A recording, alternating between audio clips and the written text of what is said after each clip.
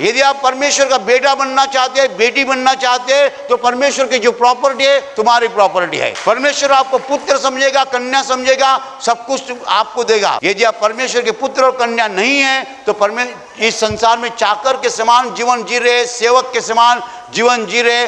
जितनी मेहनत करोगे, जितना पसीना निकालोगे, उतना तनख्वाह मिलेगा, उससे कुछ होता नहीं है, उससे कुछ होता नहीं है। कष्ट उठा रहे लोग, बोझ उठा रहे, परेशान लोग हैं। क्या लोग काम नहीं करते हैं? करते हैं। क्या लोग नौकरी नहीं करते हैं? करते हैं। तो फिर परेशान क्यों है? खुद का मकान नहीं है, बीमारी बहुत बढ़ गई है, कर्जा बढ़ गया है। मनुष्य को क्यों इस संसार में आनंद नहीं है? नौकरी कर रहा है, धंधा कर रहा है, पैसा कमा रहा है, तो भी आनंद क्यों नहीं है? शांति क्यों नहीं है? पैसा दवा के लिए जा रहा है, मकान नहीं खरीद सकता है। क्यों ऐसा हो रहा है? हम चाकर के समान जीवन जी रहे हैं। लेकिन यीशु मसीह ने कहा है, यदि मेरे कानून का पालन करोगे तुम परमेश्वर के पुत्र बन जाओगे, कन्या बन जाओगे। 15,000 लोगों को 5 भाकरी और 2 मछली विशेष रूप से यानी चमत्कार करके, विशेष रूप से इसका मतलब होता है चमत्कार करके। परमेश्वर आपको चमत्कार करके देगा।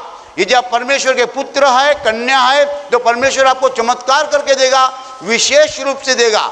विशेष रूप से इसका मतलब चमत्कार से होता है। चमत्कार किनके बारे में परमेश्वर करता है? जो परमेश्वर के पुत्र और कन्या बनते हैं। जो ऐसा करता है वो परमेश्वर को खुश करता है, उससे परमेश्वर खुश रहता है और परमेश्वर उसको जो चाहिए वो देता है। परमेश्वर उसको पुत्र समझता है, कन्या समझता है। और जब हम परमेश्वर के पुत्र और कन्या नहीं है, हम पसीना निकालते हैं, कुछ तनख्वाह लेते हैं, उससे कुछ होता नहीं है, बोझ बढ़ते जाता है, बोझ बढ़ते जाता है।